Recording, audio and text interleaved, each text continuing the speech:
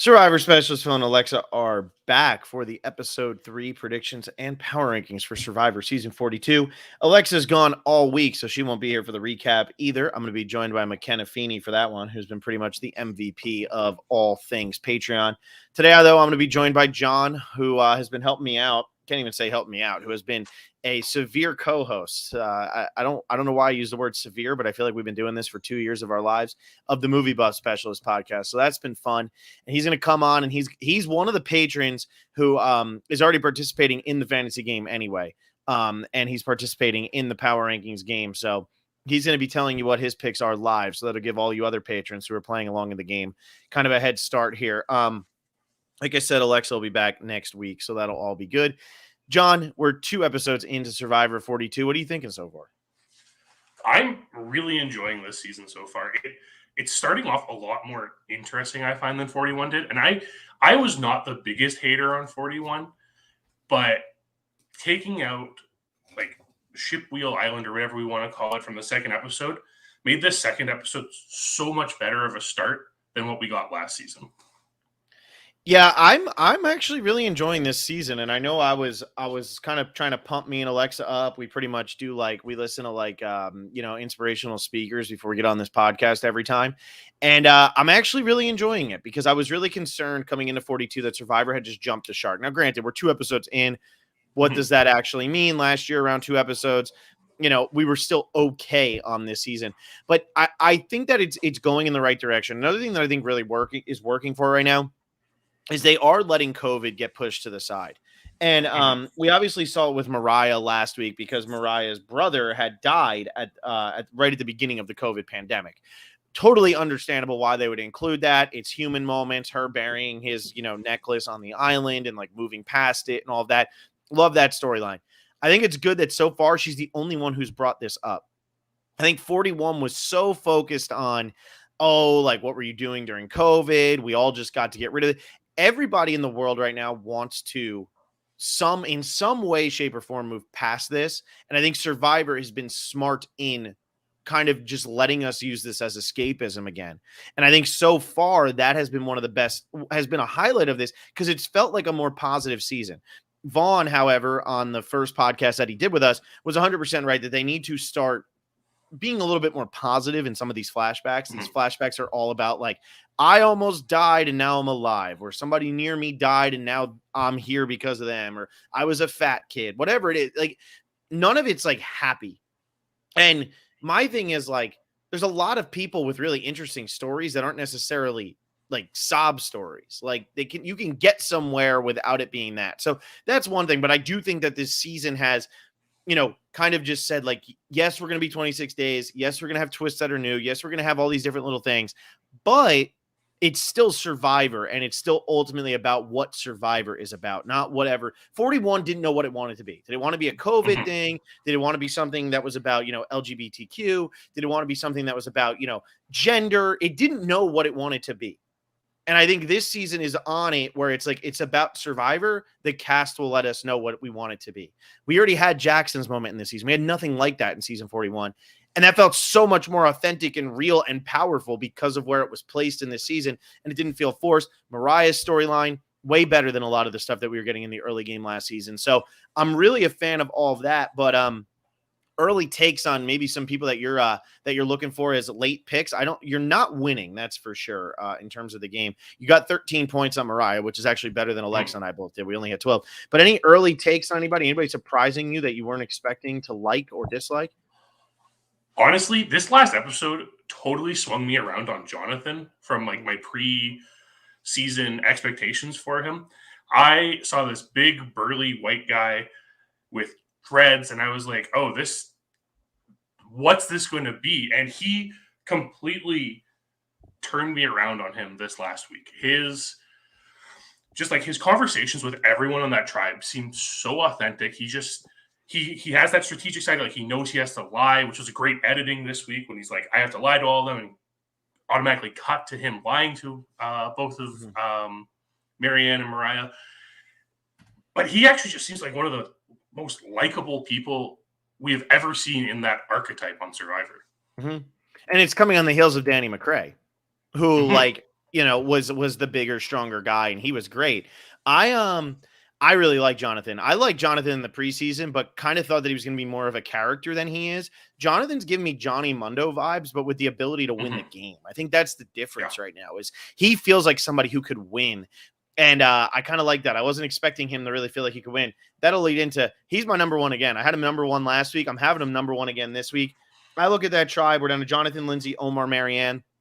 Marianne to me is definitely the sore thumb. Jonathan and Omar are never going to vote for each other, and I don't think Lindsay's really going to care. Lindsay at this point, she might try to work with Marianne to, I don't know, work her way into a women's thing, or she can see that Jonathan and Omar are really tight, and that might bother her. But what can she really do? If anything, Marianne's the one who can switch this up because she has the extra vote. But as long as Lindsay votes with Jonathan and Omar and tries to get in on one of their sides, Marianne's going home anyway because it would be 3-2. And if they do try to vote somebody out, I think they vote out Omar, not Jonathan, because Jonathan has done such a good job of trying to talk to everybody. He's my number one. I'm so happy Alexa's giving me double points on him. I'm just going to keep bringing that up every time because it really is making me happy. Yeah, I have to go with Jonathan at my number one as well. He's just seems so insulated at this point. I don't think he has to worry about anything until there is some change in the tribal structure of the game. As long as he is on this tribe, he is too valuable of an asset to them in challenges for them to get rid of him early. A couple weeks from now, that might change as we get closer to a merge or if a swap happens. But for now, he's sitting pretty. There's no way he can end up going home this coming week unless there's an idle play and he happens to get this one vote against him. I agree. I'm not seeing it happening. There's not going to be an idle play. I think it would have to be the extra votes at this point because there's not going to be an idle. I think we would have seen, I think we would have seen more of it at the other islands if it was going to be this week. I don't think we're going to get it. I think ultimately Mike's just going to be without a vote if his tribe ends up going to tribal council. Who would you put at number 2? I have Daniel at number 2. Complete roundabout from the first episode where he looked like he was in trouble after dislocating his shoulder and wasn't really able to participate in the immunity challenge at all. But he showed us in this episode that he understands this game possibly better than anyone else there on that island. When he says that the best thing he can do now that he knows about Mike's advantage is prevent it and the other idols from being activated, it just goes to show how much thought he's putting into this. We clearly see in this episode that he has tons of connections on this tribe, which I was not expecting at all. He's close with Chanel. He's close with Mike. And he just seems like a really likable guy as well. Yeah, I like Daniel. I wasn't sure about him in the preseason, as I think a lot of people were. I think a lot of people worried that he was going to be a little too nerdy or a little too over the top. He's very self-deprecating, like Jacob Derwin was that too, and that really hurt Jacob Derwin. I like him. However, much like last week, I kept picking on the Ika tribe. That Taku, Vati, whatever they're Vati, that green tribe, I'm picking on them this week. I think they're going to lose. I think it's going to level things off with blue. I should be going back to blue losing, but I think that because of how uneven these tribes were, blue is going to get a little bit of a break, and that they're going to keep these challenges a little bit random like last week's was. And that being said, I think there's 2 people on blue who can go home. I can make an argument for all 6 people on Vati to go home, and I'm going to be doing that later on in this episode. I really think that any of them could go home. So my number 2, I'm going to go ahead and I'm going to put Drea. I know that she was she was in the focus last week. Toria and Swati had kind of talked about getting rid of her. Could that happen? Tribe's too weak. If they lose, they're not voting her out. It's going to be Swati, it's going to be Tori, or it's going to be Roxroy. I really think it's one of those 3. I think Romeo has actually worked himself into an okay spot, even though we barely heard from him last week. So I have Drea at number 2. She was my preseason winner pick, and I'm still feeling pretty good about her as somebody to survive on a tribe that loses a few people in this pre-merge. That's a bold place to put Drea, I think, but we'll get there when I get to Drea. Cool. I like it. What do you got for 3? I have Chanel. As much as we don't want to give Alexa this credit for Chanel being in this great position, going from an episode where we saw nothing of Chanel to an episode where it's very clear she has a tight connection with Daniel and she It has a tight connection with Jenny. She has the ability to be the provider and knows what she's doing. She seems to be in a great spot on this Vati tribe. Again, you're higher on Vati than I am. I think that's really all it comes down to. If I was higher on Vati, I'd probably have Chanel here. I'm just kind of pushing the Vati people down. Although like not super low, because obviously I'm not going to just put them as the bottom 6. There's a lot of people in this game who can go home right now. But that is kind of just how I'm feeling about that. I have Lindsay at 3, the smallest tribe left in the game, which I think is surprising to a lot of people. Now, granted, they had to have somebody pulled from the game. But the fact that that orange tribe is the one with the least amount of people left, I don't think anybody would have thought that 3 votes into the season or 3 people out into the season. So maybe I'm going a little crazy on that, but I really like Lindsay. I think Lindsay's in a good spot. I think she's really social. I think that she works well with the other people on her tribe. I think she's too strong to get rid of. If they lose again, they're running out of people. They need to keep those people. So I have Lindsay right there. Yeah, I get that. I feel like Lindsay's not in the worst position on that tribe, but not in the best either. So it'll be interesting to see how it goes. But I think she's fine at this point. I think they kind of have like a scapegoat on the Taku tribe for them to vote off if they have to vote someone off. Yeah. So who you got it for? I have Omar. I guess we'll keep it on the Taku tribe for now. There you go. I feel like Omar's in a little bit better of a position. I feel that he presents himself in a really approachable manner in this latest episode. The fact that we get this really awesome open discussion of Islam from Omar in this episode. And he's connected with Jonathan, and I don't think you're looking to make Jonathan upset at this point. I think Jonathan is a strong enough player to keep him safe. So I think he's just in a good position. And again, I think this Taku tribe has someone who's much more obvious person to get voted up next. Yeah, I agree. I like Omar, but I have Omar lower mainly just because I think it would be either him or Marianne who go home if this tribe loses. And the fact that they only have 4 people, why couldn't that happen? At my next spot at number 4, I have High. Reasoning for this, I just think that whatever's making him different, whatever's making him, unique on his tribe, I think his tribe is really appreciating.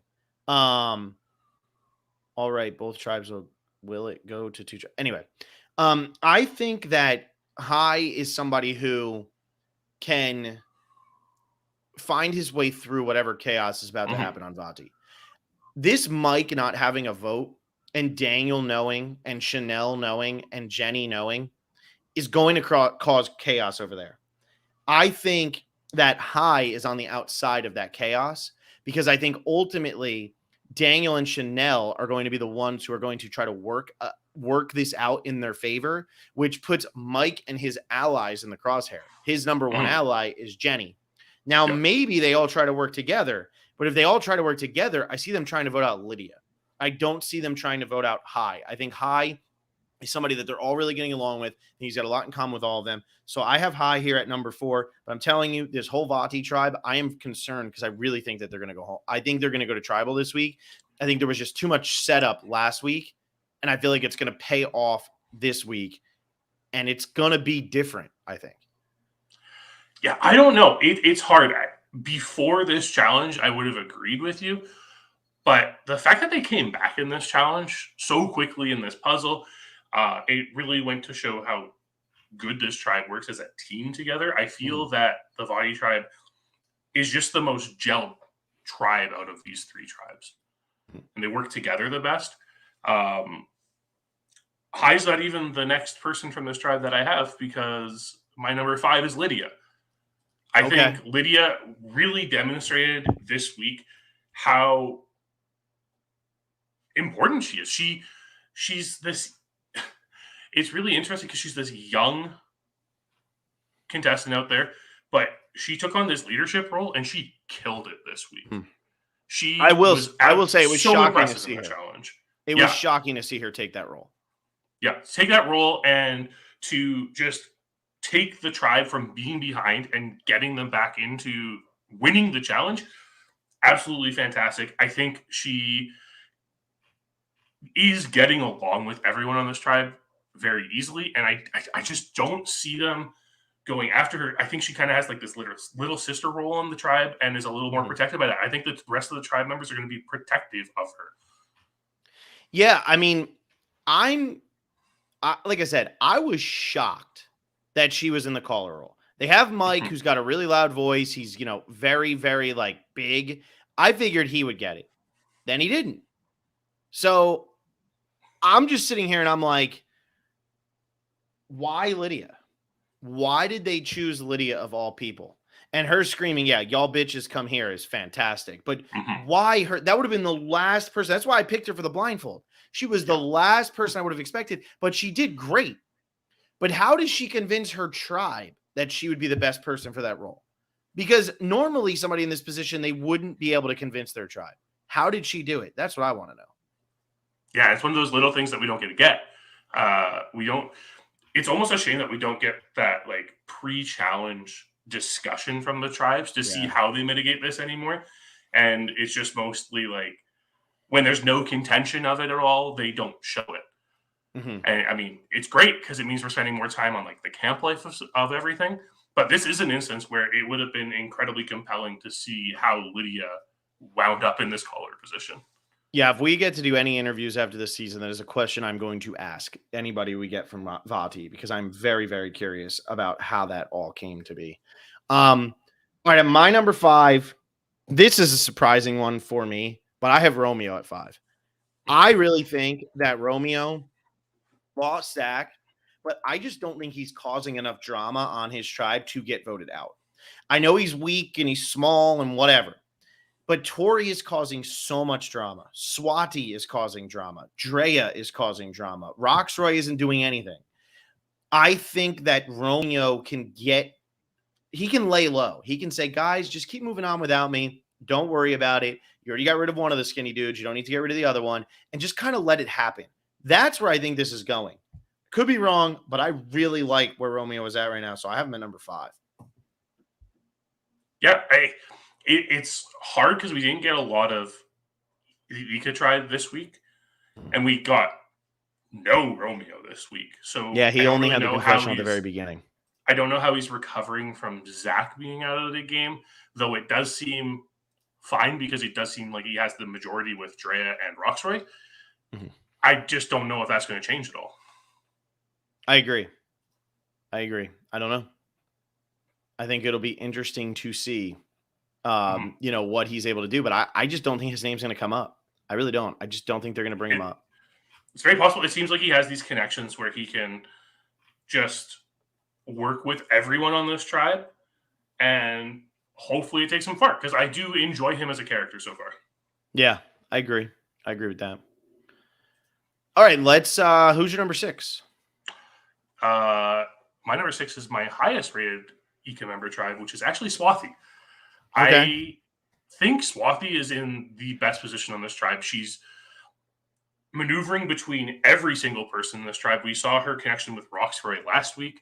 We saw this week that her and Tori are trusted enough by Drea that Drea is revealing her extra vote. I just think she's in such a strong position on this tribe, and she's not the person. The same reason why you say Romeo's not causing any of this drama, Swati's not causing any drama on this tribe whatsoever. It's all Tori and Drea and potentially Roxroy. I just worry she did pretty quickly mention Drea's name. Why don't we try to get rid of Drea? That worries me, because while that might seem harmless, like I said in our recap, you're giving Tori ammunition, and that just scares me. Anytime you give a player who's on the bottom ammunition, things can go south pretty quickly. Yeah, definitely. It'll be interesting to see how it plays out. But the Ika tribe needs to lose a tribal council before we see the results of that. That's fair. All right. At number 6, I have Chanel. I was going to put Mike here, but then I was like, all right, I got to stop. I'm going to put Chanel at number 6. And kind of like what you said earlier, she's in a good spot. But And here's the thing. I don't think Mike is going to see it coming if they do try to blindside him. I think that's my biggest thing right now. I don't think he sees it coming at all. Chanel and Daniel could pull this off, but are they going to want to? However, because of the question of are they going to want to, why would Chanel go home this week? Word would have to get back to Mike and Jenny. And for that to happen, Mike's going to have to pick up on something, which they're just playing him off as like, he's getting a Fabio edit, but in a 60-year-old man. That's it. Like he's getting a Bob Crowley mixed with Fabio edit. It's very weird. And so I don't think he's going to pick up on it. I don't think he's going to figure it out. And I think they're letting us know that pretty obviously. Yeah. Yeah, that's a good point about Mike's edit, where he's kind of getting this, like the Dodo edit, right? We're getting the Dodo music with him, and he's losing his idol, and the preview says he's losing his idol again. So it's hard to feel that he would be up there. But yeah, I had Chanel further up. I understand. We didn't get those first initial bonds, which made people a little worried about Chanel. But I think this last week really did reinforce the idea that like she has what it takes to go far in this game. Yeah, I think that she's being hidden a little bit, which could be a good thing after what we saw last year. So why not, right? Yeah. So, all right, who's your number 7? I have Lindsay at number 7. Like we were talking about earlier, there's no way that Taku Tribe loses and Lindsay ends up going. Like, there's a small chance, but after what we just saw this week, it's pretty obvious the person on the bottom in that tribe is Marianne. So I just think Lindsay's just a safe bet here. We still haven't gotten a lot from her. I'm hoping that picks up this week, but I think she's just pretty secure right now. Yeah, like I said, I already had her at number 3, so I really think that she's secure right now. All right, who am I going with at number 7? See, this is where it starts to get tricky for me because I have a reason for every single person coming up to go home. I am going to go with Omar because I don't think that this tribe is going to lose again, and I think if they do, it will be Marianne. I just don't think this tribe loses again. So that's why I'm going to put Omar here. But if they do lose again, Marianne plays an extra vote and is able to convince Lindsay to come to her side. Woof. It's probably Omar's going home. Yeah. That's a completely fair assessment. I actually had forgotten about Marianne's extra vote, despite the fact that she almost screamed at Tribal Council when she found it. I know. She has no poker face. No, none whatsoever. So there is that potential. I just don't know if Marianne goes with Lindsay or goes to Omar or Jonathan. Well, that's the thing. Could she go to Omar and Jonathan just to get rid of Lindsay? I mean, that I'm just assuming based on gender lines, but maybe not. Yeah, it's a tough call. But like you said, I don't think this tribe needs to worry about it because I don't think there's a high chance they're going back to Tribal Council anytime soon. That would really suck for them because they'd be down a lot pretty quickly. And what have they really done wrong so far? Nothing. They just lost Jackson because. And once you get to 3, it gets too difficult because now all of a sudden the other tribes can put forth their 3 best competitors at all time. Yeah. Which I don't think is going to hurt them all that much right now because I do think they are the strongest group, but still not really a fan of the fact that they lost Jackson just because. But anyway, who's your number 8? I have High here. I love High. High was my winner pick going into the season. I think he has this fantastic energy about him. I loved seeing him talk about being vegan on this week's episode and knowing that he has to make the conscious decision to still eat protein this season and like has to go against those morals of himself in order to put himself in a better position to play and win the game. I think that really just goes to show a high game aptitude. And there is that potential where he is the one who it might turn against if Vati ends up going to Tribal Council. But I think for the most part, he's pretty safe there. It's just a question of like, if Vati goes to Tribal Council and they're not trying to deal with Mike's idol, who do they go for at that point? Yeah. I agree. I will get to that. I have that person in the last spot, and it's kind of a surprising person, I think. Although I talked about it a lot on my last podcast. Number 8, I am going to go with Swati, even though I just kind of said all the reasons why I think she could go home. I'm putting her in the back half, but still like right in the, I guess this is right in the middle. There's 15. I put her at 8. Mhm. She's smack in the middle. I really think that she could end up getting in trouble just over this Tori thing. Tori is going to look for any angle she can possibly get, and she's going to be relentless. It could go either way. That could either just get her voted out, or she could get like one extra week like JD did or like Jeannie did. It could happen. Tori is going to do this. I think Swati could be the one in the crosshairs, but I think Rocksroy has a better chance of being the one in the crosshairs. So there you go. I have 1 person left from orange, 2 left from blue, and 4 left from green as we get into my bottom 7 here. Yeah, you're a lot more confident in blue winning this immunity challenge than I am. Yeah, I mean, they could still lose. I still have Tori and Rocksroy that are going to be down there, but, Yeah. Who do you have at 9? Romeo. I think that Romeo is in a pretty safe position on this tribe. We haven't seen his name come up at all. And I think with him having that majority alliance with Rocksroy and Drea, but also being able, I see him as someone who would be able to pivot to the other side if necessary. The concern I have is that the tribe will be like, okay, he's the weakest member and we need to get rid of him at this point, because going down to 4 is such a big difference than 5 Huge in challenges. Yep. So that's the one concern I have about Romeo. That's why he finds himself in the back half of my list. But I think he has what it takes to still stick around. Yeah, I just think his social game is going to work for him. There's something about him that they're setting us up with here. Yeah. My number 9, I have Daniel. The reason I don't have Daniel higher, I know you had him all the way up at 2. The reason I don't have him that high is because he has a big mouth, and it just showed this week. And if this gets back somehow, some way, he's going to get a lot of blame for this, and he's probably going to see his name get written down because he is showing that he's not trustworthy. That's why I have him down here. If Mike or Jenny find this out and hear about it, or if he just gets wishy-washy, he's going to be in trouble. And that's why I have him where I do right now. I think he's in trouble. If word gets around that he has, said something about Mike's little idol thing that's not really an idol. Yes, with the beware advantage.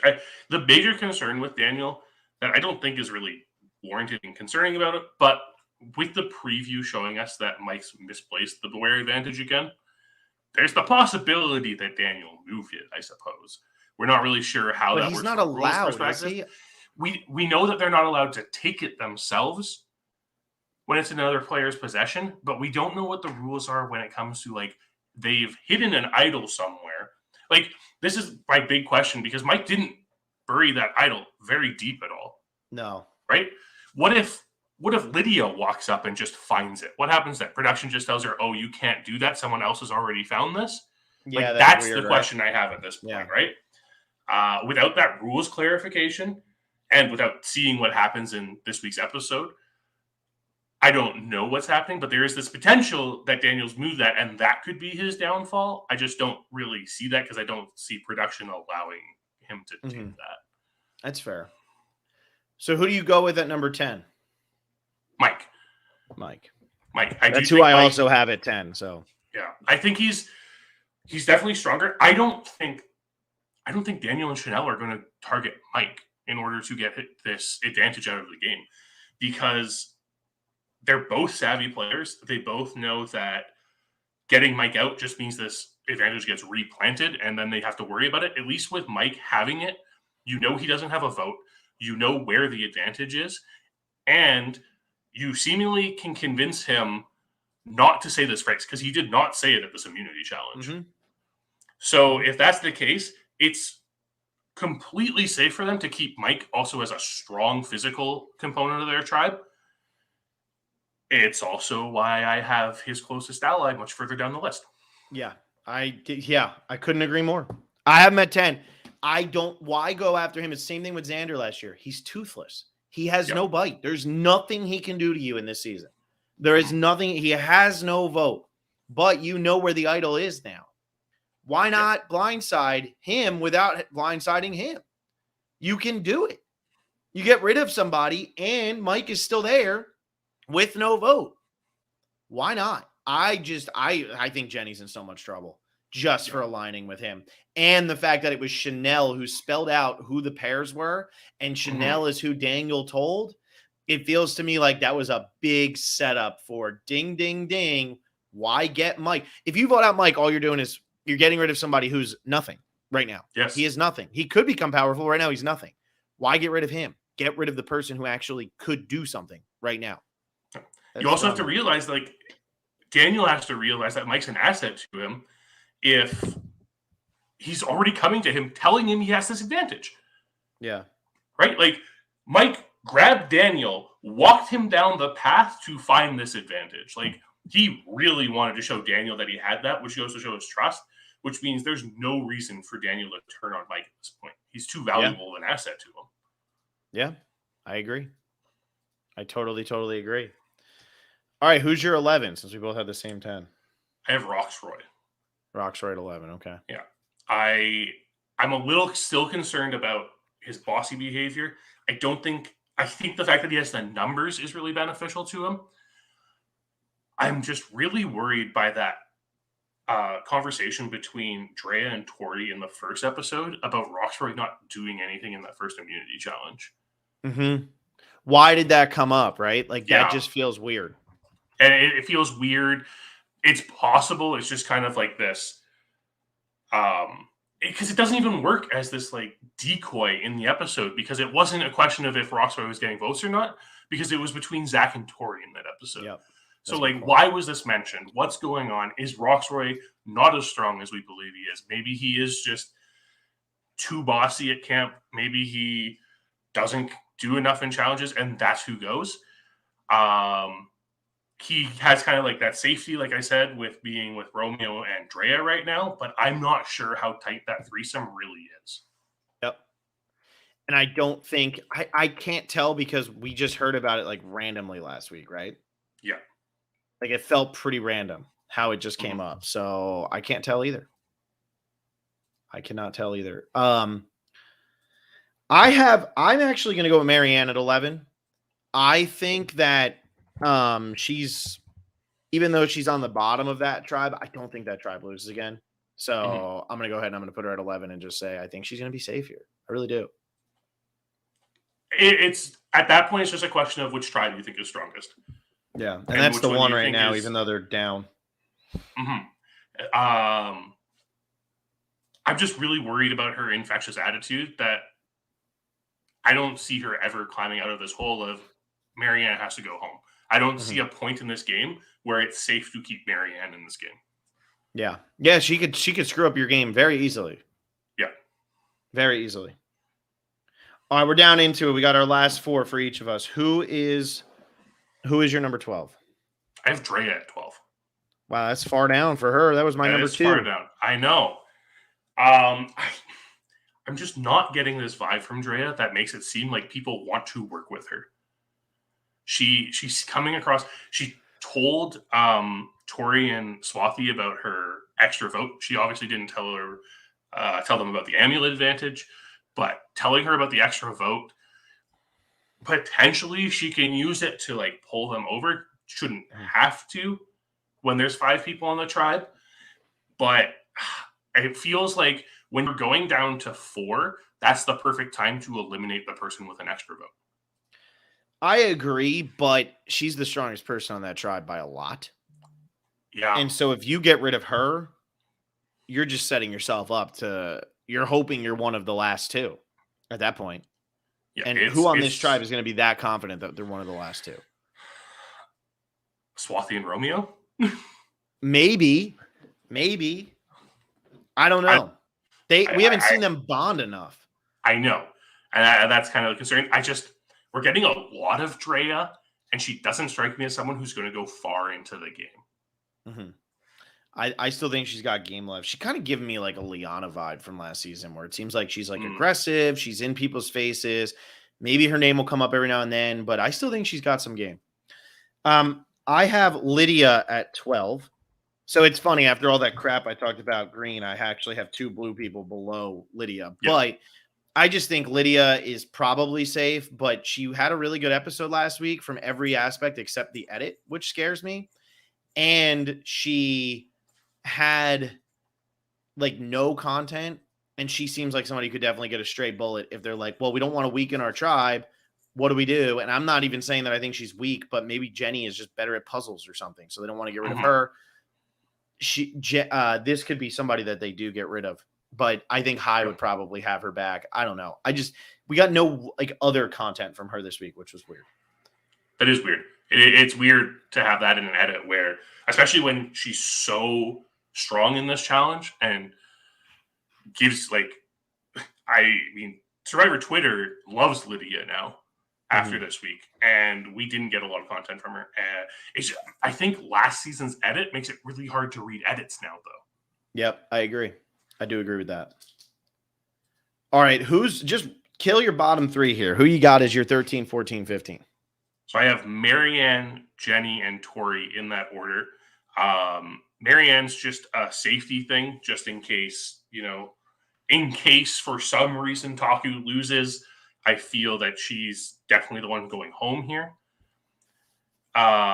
Jenny, like we said, is just like this odd person out on this tribe at this point. Being Mike's ally is a detriment at this point because the best way to weaken Mike is taking out his closest person. I hate it because I loved everything about Jenny in that first episode. She just goes to show how smart she is, how capable she is socially, and to see her in this rough of a position pains me.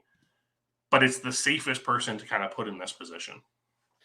Yeah, I go Tori at 13, Roxroy at 14, because I think Tori's going to be more of a villain who's going to be able to get a little bit of say here. And then I have Jenny at 15. I think Vati's going to lose, and I think she's going to go home strictly because of Mike. I really do. And it's a gut feeling, but I'm going to go with my gut on this one. I think she's screwed because Mike has the idol, and they're not going to want to get rid of him, so they're going to get rid of her instead because now he has no vote, but they can still use him at these challenges. That's it. Yeah. And maybe one day he will get his idol, and then he'll get his vote back. But at that point, he has the idol, so how dangerous is he really? That's why I have Jenny at 15. And I think Tori's in a little bit better position than Roxroy, as crazy as that sounds, just because I think she's a little bit more of a control freak, which I think is going to work in her favor. So she is, but a lot of Zach's exit press last week really made me realize that people weren't getting along with Tori, and that concerns me for Tori. Yeah. Hey, but you know what? Zach's the one who went home, not Tori. It's true. It's true. But in this case, I don't know if what Zach said in his exit press is true, and Tori just kind of really overtly tried to connect with these younger people. It seems like she might be just playing too hard, and that's my concern with Tori.